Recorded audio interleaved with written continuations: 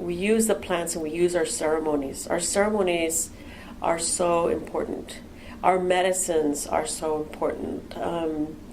I work with this particular plant, and there are different kinds of medicines. For example, there are the masculine. Even plants have a gender. We're not aware of it, but even plants have a gender. Some of them may be asexual, but most plants, for example, the flower, if you look at the flower is actually the female genital organs of the plant. The reason I say this is because when we use medicines, for example, the peyote, the grandfather peyote, that's a masculine medicine. The ayahuasca and the mushrooms, that's a feminine medicine.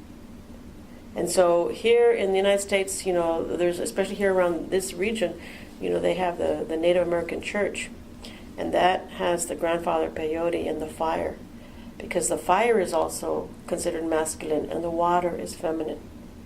And so our work with these ceremonies and with these elements is what is our link to that lineage, and it's how we're able to communicate with spirit beings. It's how we're able to communicate with other realms.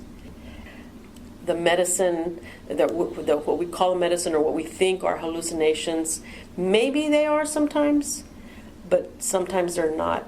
In Native American tradition, whenever you go through an experience where you die, whether it be physically manifested in, like, say for example, someone gets cancer but then overcomes it, or goes through some kind of death experience and overcomes it, that is a spiritual initiation into a medicine path.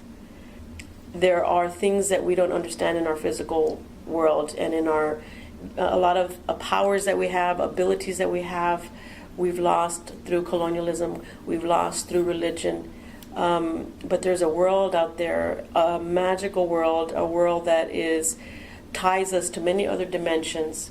And Native people, many of us have access to those dimensions and to those realities and to those beings through our medicine.